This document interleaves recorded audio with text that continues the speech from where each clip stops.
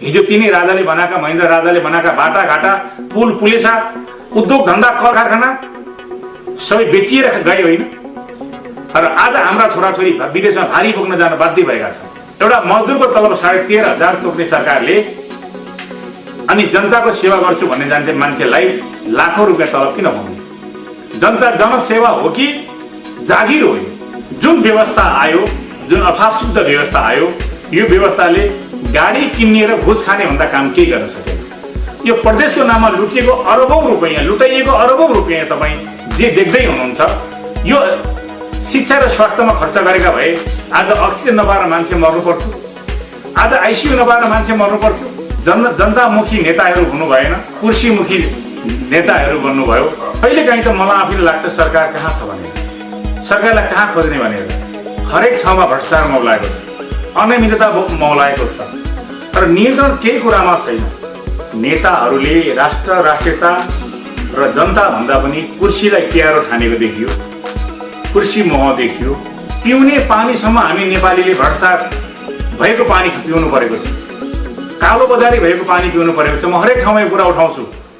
मुलुक यति बेला चौतर्फी सङ्कटमा छ। राजनीतिक सङ्कट एकातिर छ भने स्वास्थ्य सम्बन्धी सङ्कट अर्कोतिर त्यतिकै रूपमा देखिएको छ।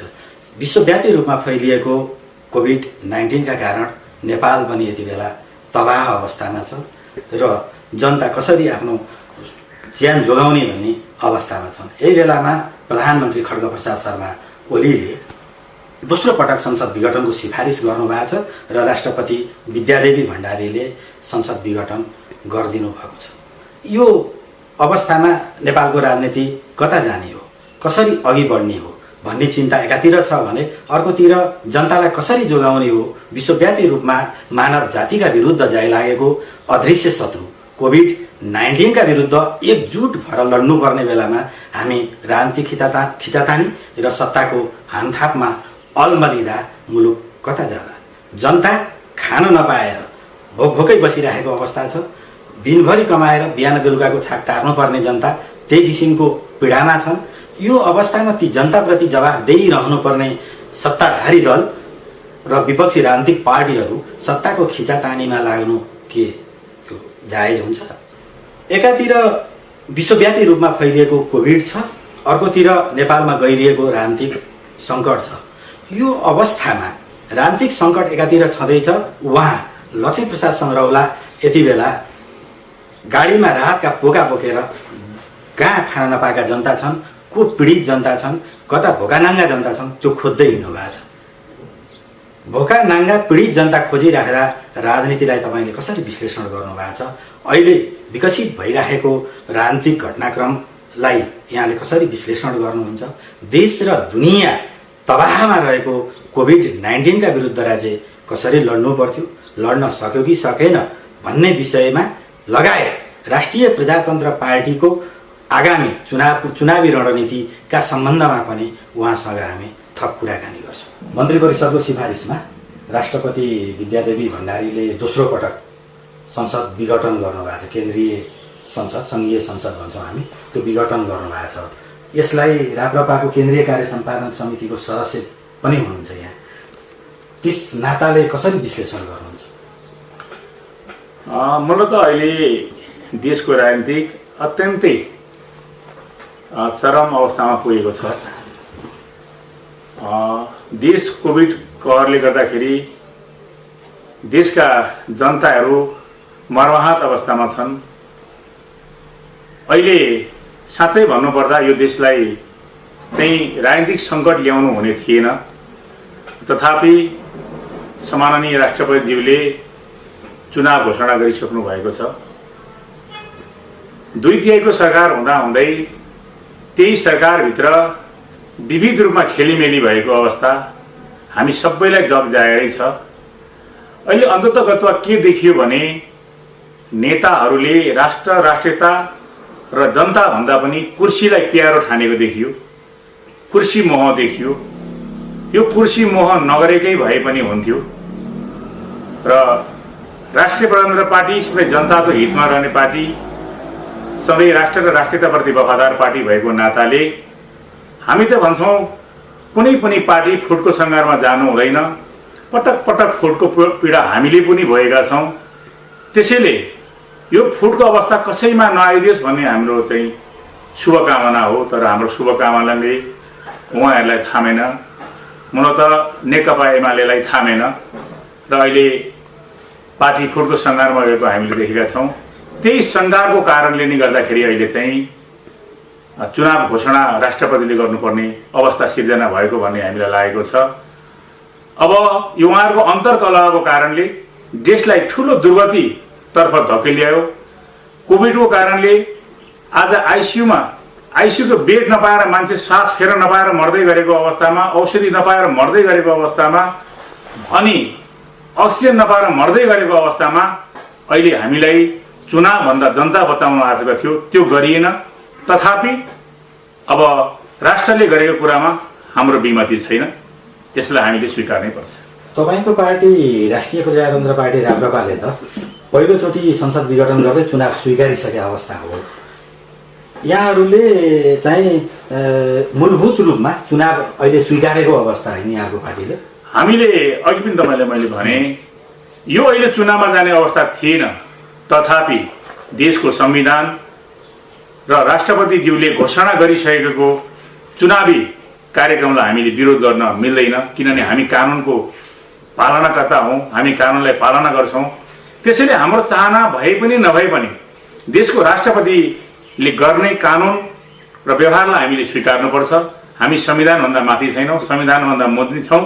तथापि देश अत्यन्तै जर्जर अवस्थामा भएको बेलामा अहिलेको यो सरकार स्टेबल भएर जनतातिर निहित हुनु पर्थ्यो, चुनावतिर गयो। हामी दुःख मान्दै चुनावलाई स्वीकार गर्न चाहन्छौँ। यहाँलाई के लाग्छ 62-63 पछि जुन परिवर्तन आयो देशमा, यो परिवर्तन पछि पहिलोपटक भएको निर्वाचनमा 2/3 हाराहारी ल्याए कम्युनिस्टहरूले, तर त्यसलाई दीर्घ रूपमा सञ्चालन गर्न सरकार सञ्चालन गर्न सकेन। यो कतै व्यवस्था अभाव सिद्ध भयो हो कि नेपाललाई? अहिले राम्रो क्वेसन गर्नुभयो। यो चाहिँ वास्तवमै देश अभाव सिद्ध, अहिलेको व्यवस्था अभाव सिद्ध नै रह्यो। किनकि हिजो हामीले सुनेका थियौँ घर घरमा सिंहदरबार, गाउँ गाउँमा सिंहदरबार भन्ने गलत सन्देश जनतामा पुर्याइयो। अहिले हेर्नुहोस्, घर घरमा भ्रष्टाचार, गाउँ गाउँमा भ्रष्टाचार छाएर गयो। अहिले साँच्चै भन्नुपर्दा मिडियाकर्मी मित्रहरूले यो त देश विदेशमा जाने भइस हो। धेरै साथीहरूले यो कुरा बुझ्न सक्नुहुन्छ, सोच्नु भएको छ। कहिलेकाहीँ त मलाई आफैले लाग्छ सरकार कहाँ छ भनेर, सरकारलाई कहाँ खोज्ने भनेर। हरेक ठाउँमा भ्रष्टाचार मौलाएको छ, अनियमितता मौलाएको छ र नियन्त्रण केही कुरामा छैन। हेर्नुहोस्, सानो उदाहरण दिउँ। 2/3 सरकारले एउटा पिउने पानीको बोतल जसको बजारमा मूल्य, खरिद मूल्य आज 9 रुपियाँदेखि 10 रुपियाँ पर्छ, तर त्यसलाई 25 रुपियाँमा बेच्दाखेरि मुखदर्शक भएर हेर्छ भने केमा नियन्त्रण गरियो? पिउने पानीसम्म हामी नेपालीले भ्रष्टाचार भएको पानी पिउनु परेको छ, कालो बजारी भएको पानी पिउनु परेको छ। म हरेक ठाउँमा यो कुरा उठाउँछु। पिउने शुद्ध पानी पिउने अधिकार हाम्रो राइट हो कि होइन? नेपाली जनता लगायत हरेक नागरिकको राइट हो कि होइन? हामीले 10 रुपियाँ, 9 देखि 10 रुपियाँ पर्ने पानीको बोतललाई आज 20 देखि 25 रुपियाँमा किनेर खानु परेको छ। भन्नुहोस्, हाम्रो के चाहना यो थियो? त्यसैले मलाई लाग्छ हामीले जे सोचेका थियौँ, 2/3 सरकार आयो, हामी समृद्धशाली बनाउला, सुखी नेपाली बनाउला, समृद्धशाली नेपाली बनाउला भन्ने हामी सबैको चाहना थियो। तर त्यो चाहनामाथि तुषारा पार भयो। त्यसैले यो व्यवस्था विविध कारणले अहिले जे देखिएको छ, जनतामा जे वितृष्णा आएको छ, जनतामुखी नेताहरू हुनु भएन, कुर्सीमुखी नेताहरू बन्नुभयो र व्यवस्था यो कारणले अभाव सिद्ध छ। हामीले पहिलेदेखि विरोध गर्दै गयौँ यो देशमा संघीयता आवश्यकता छैन भने। किन संघीयता आवश्यकता छैन भने हेर्नुहोस्, आज युपीमा 7-8 करोड जनसङ्ख्या छ। त्यो ठाउँमा र हाम्रो नेपाललाई तुलना गर्ने भने हामी 2-3 करोड नेपाली भए ठाउँमा हामी 3 करोड नेपाली भने पनि अहिले यहाँ बसोबास गर्ने 2.5 करोड नेपाली समथिङ होला। हाम्रा युवा ऊर्जाहरू विदेश पठाउनु परेको छ, हाम्रा युवा शक्तिहरू विदेश पठाउनु परेको छ, विदेशमा पलायन हुन बाध्य भएका छन्। तर तिनीहरूलाई नेपालमै स्वरोजगार दिन सकेनौँ। अनि दिल्ली हेर्नुहोस्, त्यति ठुलो एउटा दिल्ली जत्रो हाम्रो चाहिँ जनसङ्ख्या छैन, तर देशमा संहिता घोषणा गरियो। अहिले ओडादेखि घुस सुरु भएको छ। हरेक वडा कार्यालयदेखि तपाईँ हेर्नुहोस् धेरै ठाउँमा अनियमितता सुरु भएको छ। एउटा बाटोको टेन्डर हेर्नुहोस्, 50% सम्म त्यहाँ चाहिँ नाफा खाएर कमिसन खाएर टेन्डर लगाएको भेट्न पाइन्छ। अन्त विकृतिको त चाहनै छ। म कसरी कुन भाषाले भनौँ कि विकृतिको बारेमा बोल्यो भने घन्टौँ लाग्न सक्छ। त्यसैले यो विकृतिको अन्त्य गर्न यो सरकारले सकेन, अनियमितताको अन्त्य गर्न यो सरकारले सकेन, भ्रष्टाचारको अन्त्य गर्न यो सरकार सकेन। सरकारले नसकेको नि व्यवस्थाले नसकेको होइन, यो व्यवस्थै कमजोर भयो। व्यवस्था कमजोर कसरी भयो भने व्यवस्था बलियो बनाउनका लागि सबै हामी नेपाली जनता जागरुक हुनुपर्छ। हामीले राम्रो मान्छेको पछि लागेनौँ, पार्टीको पछि लाग्यौँ। एउटा पार्टीको मान्छेको विरोध गर्दा अहिले जसरी देख्नु हुँदैछ, प्रधानमन्त्री सम्माननीय प्रधानमन्त्री केपी शर्मा ओली र माधव कुमार नेपालको अवस्था हेर्नुहोस्, उहाँले बोलेको भाषा हेर्नुहोस्, केपी शर्मा ओलीलाई प्रहार गरेको भाषा हेर्नुहोस्, पूर्व प्रधानमन्त्री शेरबहादुर देउवालाई प्रहार गरिएको भाषा हेर्नुहोस्। यो नौटङ्गी हो कि के हो? उहाँहरू आफै भन्नुहुन्छ यो नाटकै हो या नौटङ्गी हो भनेर। हामी जनताले कसरी बुझ्ने? र यो व्यवस्था हामीले चाहेको व्यवस्था यो थिएन। हामी राप्रपा पृथक सिद्धान्त बोकेर आएको पार्टी, कस्तो व्यवस्था, पृथक नीति र उद्देश्य बोकेर आएको पार्टी। यो व्यवस्था चाहिँ आवश्यकता छैन। यो देशमा न संहिता आवश्यकता छ, न निरपेक्षता आवश्यकता छ, न गणतन्त्र नै आवश्यकता छ भन्ने मान्छे हो हाम्रो पार्टी हो। त्यसैले यो व्यवस्थाको हामीले पहिलेदेखि विरोध गर्दै आएकोले गर्दाखेरि जनताले 2/3 मत दिएर पठाएको सरकारको हामीले विरोध गर्नु थिएन र अन्ततोगत्वा देश दुर्घटनामा जान्छ भनेका थियौँ। देश दुर्घटनामा गयो र व्यवस्था असफल भयो नि भन्न चाहन्छु म चाहिँ। देश र जनताको भाग्य र भविष्य यो व्यवस्थाले सुनिश्चित गरेन हामीले भनिरहेका, यहाँहरूले परिकल्पना गरेको व्यवस्था चाहिँ कस्तो? हामीले परिकल्पना गरेको व्यवस्था, हामी केन्द्रीकृत शासनलाई विकेन्द्रीकरण गर्न चाहन्छौँ। हामी केन्द्रको शासन विकेन्द्रीकरण गरेर स्थानीय स्तरमा केन्द्रमा दिने सुविधा वडामा दिन सकियोस् र यो बीचमा हुने अनावश्यक खरबौँ खर्च। आज हेर्नुहोस्, साँच्चै भन्नुपर्दा यो जुन व्यवस्था आयो, जुन अफापसिद्ध व्यवस्था आयो, यो व्यवस्थाले गाडी किन्ने र घुस खाने भन्दा काम केही गर्न सकेन। मैले धेरै ठाउँमा हेरेको छु, अनियमितता भन्दा केही पनि गर्न सकेन। तर हाम्रो व्यवस्था आएपछि त्यस्तो होइन। हामी जनताप्रति उत्तरदायी छौँ। हामी जनताप्रति उत्तरदायी भएको कारणले गर्दाखेरि हामीले घुस खानुपर्छ भनेका छैनौँ। हामीले अन्याय र भ्रष्टाचारको सदैव लडेर विरोध गरेका छौँ। स्वयं म पार्टीको क्याडर छु। मेरो ब्याकग्राउन्ड हेर्नुहोस्, मैले भनेको छु जिन्दगीमा म यदि जनताको सेवक हुँ भने जनताले उठाएको करको 1 पैसा खान्न भनेर कसम खाएको छु। अनि भरसक चढ्दै चढ्दिन त भन्दिनँ, तर भरसक जनताले किनेको सेतो प्लेटो गाडी चढ्दिनँ भनेर कसम खाएको छु। 1 रुपियाँ पैसा मात्रै मैले भ्रष्टाचार गरेर खाएँ भने मैले आमाको रगत खाए हुनेछ भनेर कसम खाएको छु। यति कसम खाएर जनता सामु जाने मान्छेले कहिल्यै पनि जनताको कोबाट चिताउँदैन। जनता भनेको हाम्रो सबैभन्दा ठुलो, हामीले मान्नुपर्ने चाहिँ जनतालाई नै हो। जनता भने जनार्दन हो। चाहे जनताले हेर्नुहोस्, हिजो शाहवंशीय राजस्व अन्त गरिदिए, बौद्धले व्यवस्था अभावसिद्ध भयो अन्त्य गरिदिए, यसमा जनताभन्दा ठुलो को हुनसक्छ? त्यसैले जनतालाई नै हामी सर्वोपरि ठान्छौँ र जनहितमा काम गर्छौँ।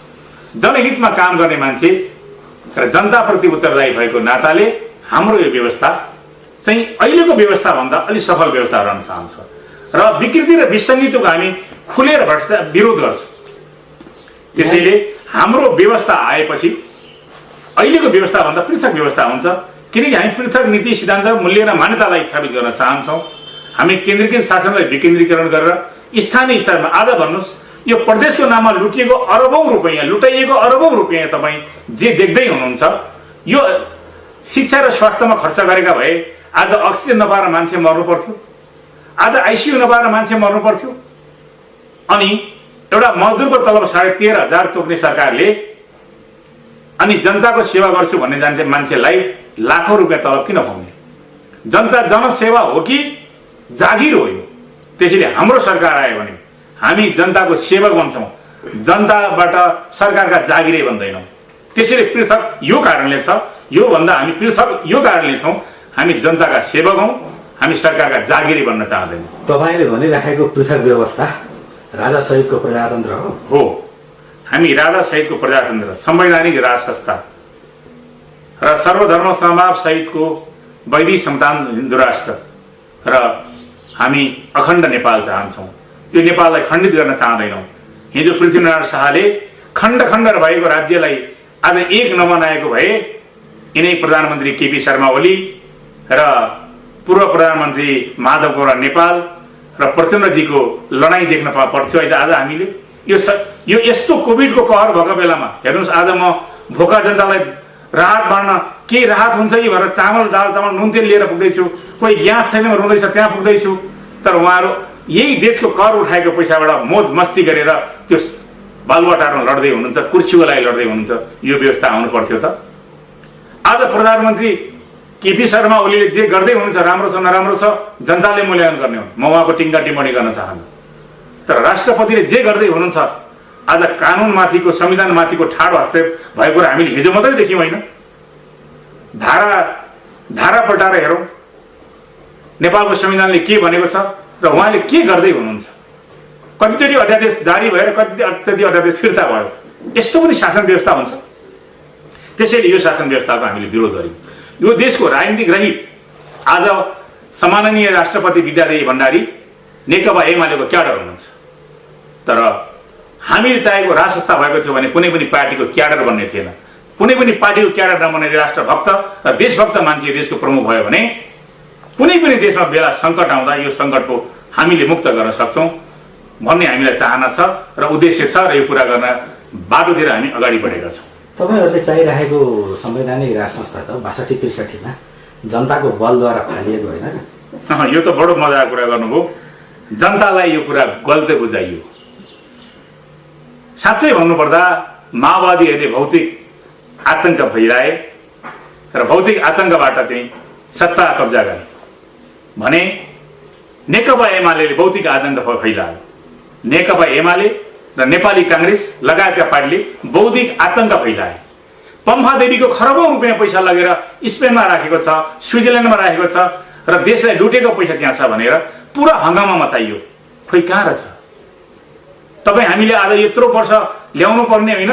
स्विजरल्यान्डमा राखेको खरबौं रुपियाँ पैसा राजाले लगेर राखेको पैसा खोइ कहाँ छ? कसैले लगेर राखेको रहेछ? अनि यो सबै कुराको जड चाहिँ राज संस्था हो भनेर लगाइयो। राजा वीरेन्द्रको हत्यारा ज्ञानेन्द्र हो भनेर लगाइयो र बौद्धिक आतंक फैलाइयो। जनतामा बौद्धिक रूपमा आतंक फैलाएको कारणले गर्दाखेरि मात्रै राजाप्रति वितृष्णा फैलेको हो। तर अहिले जनताले त्यो कुरा बुझे। तपाईँ देख्दै हुनुहुन्छ नि, गाउँ गाउँबाट देशलाई हामीलाई समर्थकको रूपमा राजा चाहियो भन्दै जसले जुन जनताले हिजो राजा फैले आज तिनै जनता चाहिँ हामीलाई राजा चाहियो भन्दै सडकमा उर्लिरहेको देख्नुहुन्छ नि तपाईँहरूले। यो किन होला? किनकि हिजो बौद्धिक आतंकको कारणले गर्दाखेरि राज संस्थाको अन्त्य भएको। राज संस्था आफैमा नराम्रो होइन। ल भन्नुहोस् मलाई कि के परिवर्तन भयो? यत्रो दिनमा अरबौं खरबौं रुपियाँ हाम्रो पैसा चाहिँ नष्ट भयो। संविधान बनाउने नाममा धेरै पैसा नष्ट भयो।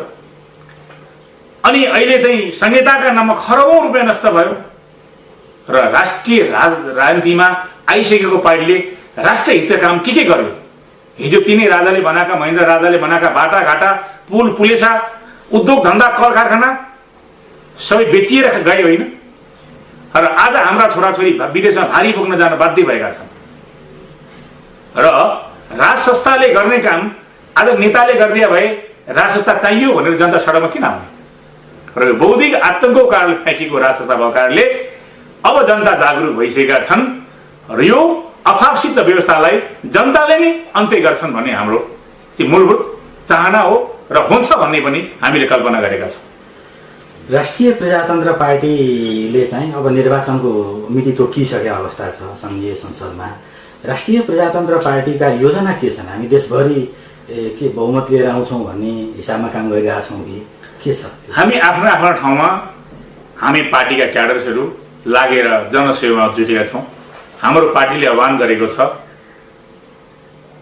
पार्टीका सबै नेता कार्यकर्ताले गाउँ फर्कनुहोस्, दुखी गरिब अनाथ असहायको सेवा गर्नुहोस् भन्ने पार्टीको आह्वान छ। त्यही अनुरूप म पनि खटेको छु। रात बाँडिराख्नु भएको छ? म रात बाँड्न हिँडेको छु।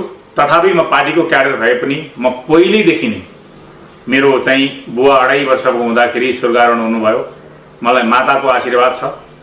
तैँले कमाएको पैसाको 10% तैँले सधैँ दान गरेर जानु भन्नुभएको छ र मेरो बुवा चाहिँ 2.5 वर्षमा म 2.5 वर्ष हुँदा मेरो बुवा दुर्घटना भएर बित्नुभयो। त्यति बेला मेरो बुवाको अनेकन चाहना थियो होला। उहाँ पनि विभिन्न सामाजिक संस्थामा सोसियल वर्कर हुनुहुन्थ्यो।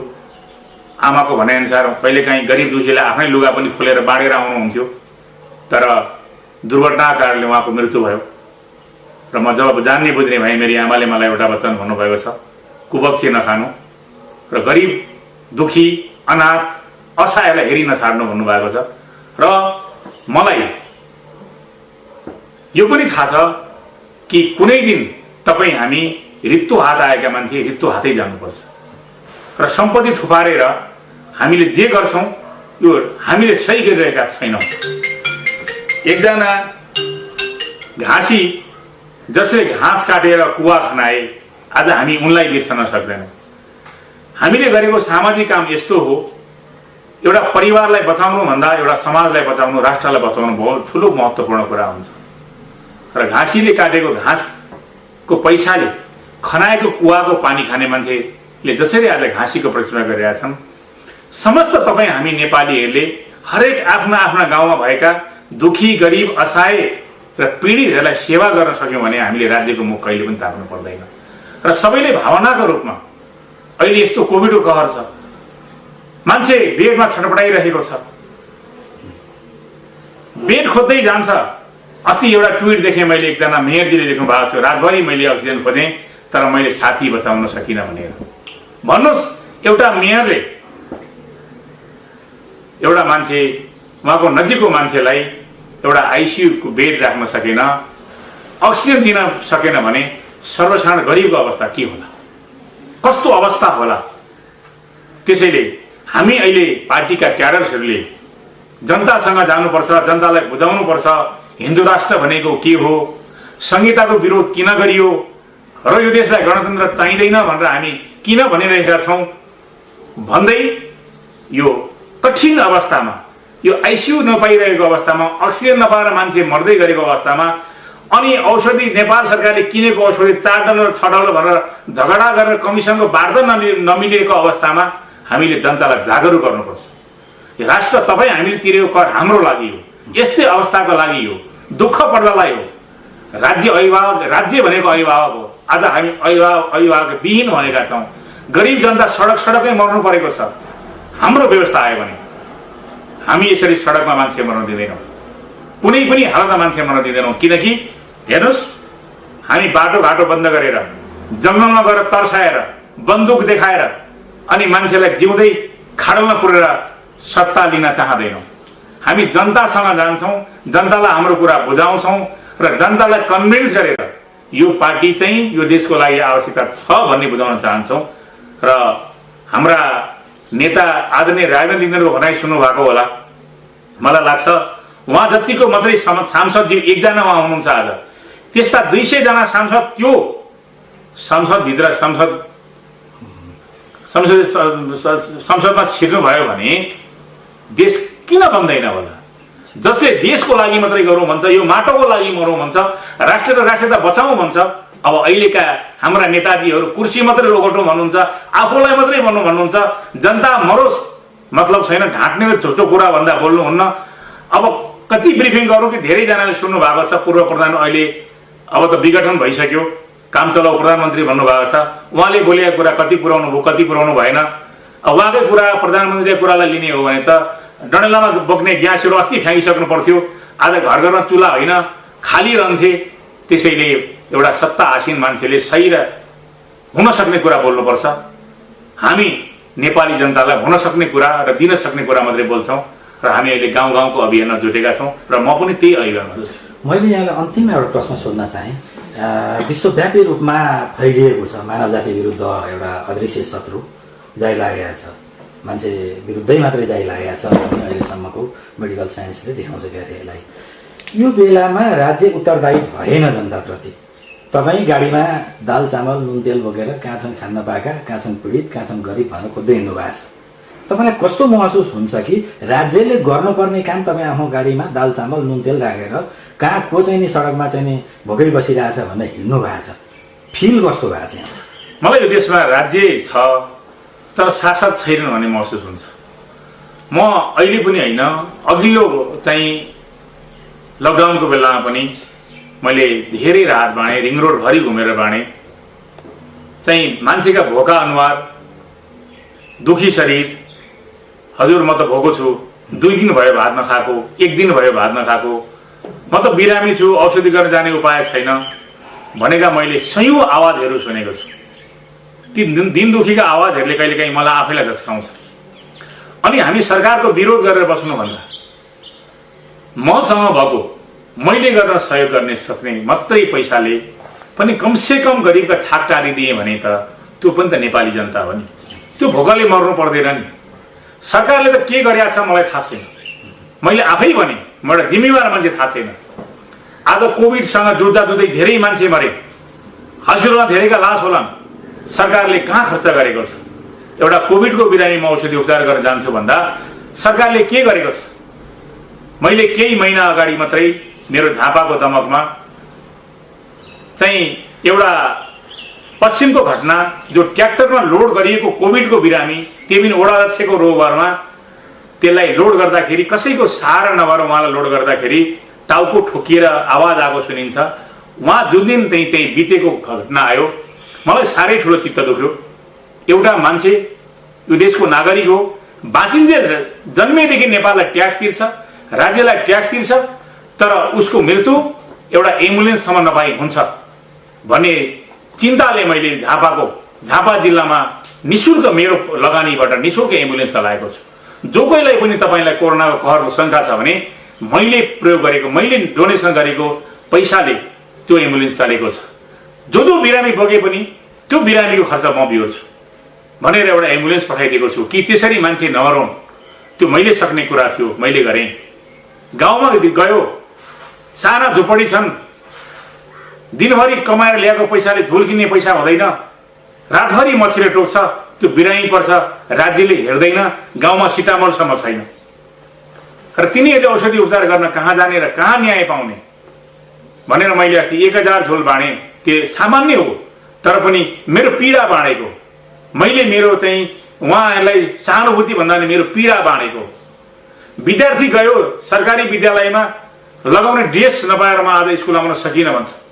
अनि शिक्षकले भन्नुहुन्छ ड्रेस लिएर आइज भनेर। दिनमा 300 कमाउने मान्छेले ड्रेस छोराछोरीलाई किनिदियोस् कि भात खाओस्। र आज शिक्षा र स्वास्थ्य कुरो अत्यन्तै जटिल बन्दै गएको छ। र सरकारले यो संहितामा लुटाएको पैसा शिक्षा र स्वास्थ्यमा खर्च गरेको भए आज ती पीडित विद्यार्थीहरूले लुगा लाएर स्कुल आउन पाउँथे। ती रोगीहरूले कमसेकम आफ्नै वडामा सिटामोल खान पाउँथे। तर त्यो अवस्था छैन। त्यसैले मैले राज्य निरीह भएको कारणले, राज्यले दिने सेवा सुविधा जनतालाई पुर्याउन नसकेको कारणले, राज्यको उपस्थित जनतामा नभएको कारणले म मात्रै होइन, मेरा सम्पूर्ण देशका आदरणीय राष्ट्रप्रेमी अनि राष्ट्र र राष्ट्रियता अनि जातीय सद्भाव चाहने आदरणीय मित्रहरूलाई अनुरोध गर्न चाहन्छु कि तपाईहरूले कमाएको पैसाबाट परिवारलाई छुट्याएर केही रकम जनसेवामा लगाउनुहोस्, ताकि तपाईँको छोराछोरी मात्रै राम्रो स्कुलमा पढ्नुभन्दा एउटा गाउँको विद्यालयको विद्यार्थी कपडा नपाएर स्कुलमा आएर वञ्चित हुन नपरोस्, सिटामोल खान नपाएर मर्नु नपरोस्। राज्य व्यवस्था भोलि तपाईँ हामी मिलेर परिवर्तन गरौँला। यो शासन जनताले मन पराएन भन्ने जनताद्वारा फेरि यसलाई परिवर्तन गरौँला। तर अहिले भोकै मर्न नदिउँ, रोगले मर्न नदिउँ र नाङ्गो हिँड्न नदिउँ भन्ने चाहना मेरो भएको कारणले म साथीहरूलाई अनुरोध गर्न चाहन्छु, जो शुभचिन्तक हुनुहुन्छ, जो सहयोगी हुनुहुन्छ, जो भोकै र रोगसँग सिटामोल खाएर पनि खाना नपाएर मर्नु परेको अवस्था हुनुहुन्छ, उहाँहरूलाई सहयोग गर्न चाहनुहुन्छ भने एकपटक दिल खोलेर यो कोभिड कहर भएको बेलामा तपाईँको गाउँको मात्रै मान्छेलाई सेवा गर्न सक्नुभयो भने, सबैले आफ्ना आफ्ना गाउँको मान्छेलाई सेवा गर्न सकियो भने यो देशलाई समृद्धशाली बनाउन सकिन्छ, रोग र भोकबाट मुक्त बनाउन सकिन्छ। राज्य व्यवस्था तपाईँ हामीले चाहेको भए नै यसलाई परिवर्तन गर्न चाहियो भने भोलि हामीले परिवर्तन गर्न सकिन्छ। तपाईँहरूकै यसमा साथ र समर्थन चाहिन्छ भन्ने सोचका साथ मैले चाहिँ अहिले आफ्नो निजी खर्चबाट दाल चामल नुन तेल चिनी लगाएका सामग्रीहरू भोकाहरूलाई म आफ्नै गाडीमा लिएर बाँड्न हिँडिरहेको छु। जसले जहाँबाट फोन गर्नुहुन्छ म सकेसम्म त्यहाँ पुर्याउन कोसिस गर्छु। यो मिडियाद्वारा पनि म आह्वान गर्न चाहन्छु, भोकले कृपया नमर्नुहोस्। तपाईँलाई मैले बचाउन सक्नेसम्म केही भोजन दिलाउन सकेँ भने म तपाईँप्रति म आभारी चाहन्छु, किनकि तपाईँ भोकको कारणले मर्नुपर्ने छैन भने पनि ठुलो कुरा भनेछ। सबै साथीहरूलाई अनुरोध गर्न चाहन्छु, त्यस्ता घटना कहीँ पनि नघटुन्। तपाईँ हामी मानव हो, मानव भएर जन्मेपछि एक दिन पक्कै मर्नुपर्छ। ऋतु हात आएका मान्छे ऋतु हात जानुपर्छ। हेर्नुहोस्, यस्तो कोभिडको अर्को बेलामा कुन बेला कहाँ मरिने हो, कति बेला हाम्रो श्वास प्रश्वास बन्द हुने हो, त्यो हामीलाई थाहा छैन। त्यसैले दिल खोलेर यी भोका र गरिबको लागि सहयोग गरौँ भनेर म हार्दिक अनुरोध सम्पूर्ण नेपाली जनता, राष्ट्रप्रेमी जनता र समाजसेवी र भोक र रोगसँग लडिरहेका आर्थिक विपन्न साथीहरूलाई सहयोग गर्न म आह्वान गर्न चाहन्छु।